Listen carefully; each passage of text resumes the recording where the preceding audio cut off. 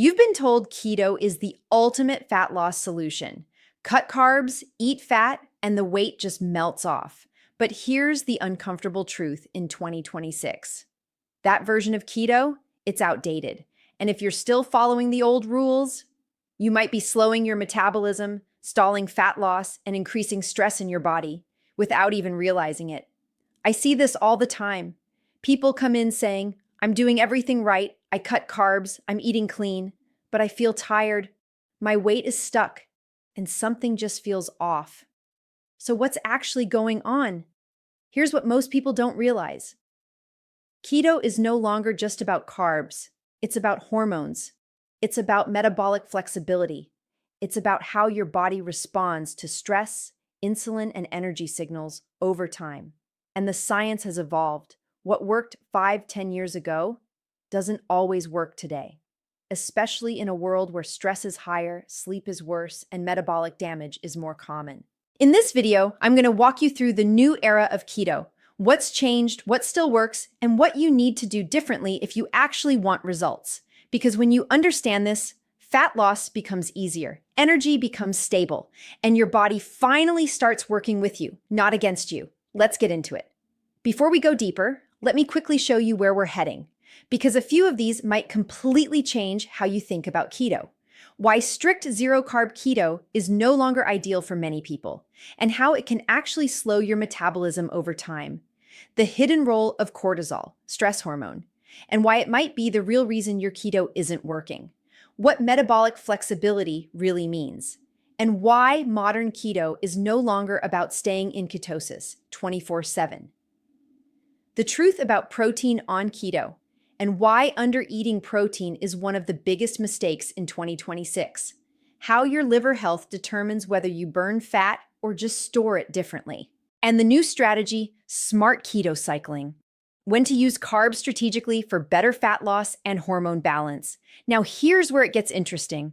Most people think they're failing keto, but in reality, they're just following an outdated version of it. Let's fix that. Starting with the biggest mistake I see today. Let's start with the biggest shift in modern keto. More restriction is not always better. In fact, for many people today, it's the exact thing holding them back. Here's what's happening inside your body. When you go extremely low carb for too long, especially in a high-stress lifestyle, your body doesn't just burn fat, it starts to adapt for survival. Your metabolism slows down, your thyroid output can drop, and your stress hormone, cortisol, starts creeping up. Think of it like this. Your body is a smart energy system, not a calculator. If it senses constant restriction, it doesn't say, let's burn more fat. It says, let's conserve energy, just in case. And this is where old school keto gets it wrong, because it assumes the body is static. But in reality, your body is always responding, adjusting, protecting. Now here's the practical shift. Instead of forcing your body into ketosis 24/7, you want to create periods of fat burning, not permanent restriction. This could look like lower carb days during the week, strategic carb intake around activity or stress, or even short refeeds to signal safety to your metabolism. This is what we now call metabolic flexibility. And it's powerful because it tells your body, we're not starving, we're switching fuels. If this is starting to click for you, consider subscribing. I break this down simply so you can actually apply it in real life. Now, this leads to the next big mistake that almost nobody talks about. Now, here's something most people completely overlook. Your keto might be failing, not because of carbs, but because of stress. And I don't just mean emotional stress. I'm talking about what's happening hormonally inside your body. Here's what's actually going on. When cortisol, your primary stress hormone, stays elevated, your body shifts into a protective mode. It starts holding on to fat. Blood sugar becomes less stable. And even if you're not eating carbs, your body can create glucose internally. Yes, through a process called gluconeogenesis. So you're doing strict keto, but your body is still acting like sugar is coming in. That's why some people say, I'm in ketosis, but I'm not losing fat because cortisol is quietly blocking the process. Think of it like this. Fat loss is not just about fuel, it's about safety.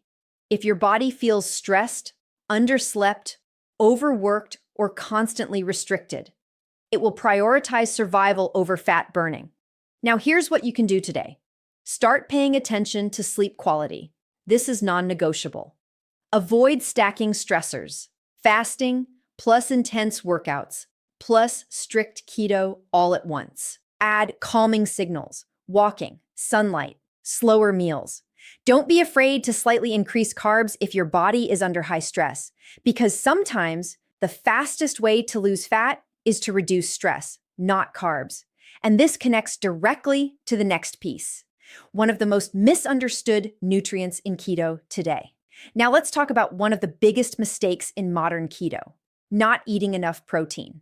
For years, people were told, keep protein low or it will kick you out of ketosis. And that fear, it's still holding people back in 2026. Here's what's actually happening inside your body. Protein is not just another macro. It's a signal. It tells your body, preserve muscle support, metabolism, repair tissues, balance hormones. When protein is too low, your body doesn't stay in a fat-burning state. It starts breaking down muscle instead. And that's a problem, because muscle is what keeps your metabolism active. Think of it like this. Muscle is your metabolic engine. The more you lose, the slower your body burns energy, even if you're doing keto perfectly. Now, here's where the old keto model got it wrong. It treated ketosis as the goal. But in reality, the goal is metabolic health, not just ketones. And adequate protein is essential for that. So what should you do? Aim for a moderate to higher protein intake based on your body and activity. Include quality sources, eggs, meat, fish. Stop fearing that a little extra protein will ruin your progress, because for most people, more protein actually improves fat loss, not the opposite. If this is helping you rethink keto, consider subscribing. I share practical, science-based strategies like this to help you get real results. Now, this brings us to a deeper issue. Why some people still struggle, even when their macros look perfect. Now, here's where things go deeper. You can have the perfect macros, the perfect meal plan, and still struggle to lose fat. Why? Because your liver controls the entire game. Here's what most people don't realize. Your liver is the organ responsible for converting fat into usable fuel, ketones, regulating blood sugar, processing toxins, managing energy distribution throughout the body. So if your liver is sluggish or overloaded, fat burning doesn't happen efficiently, no matter how perfect your diet is. Think of your liver like a processing factory. If the factory is backed up, it doesn't matter how many raw materials, fat, you send in. Nothing gets processed properly. And in 2026, this is more common than ever. Why?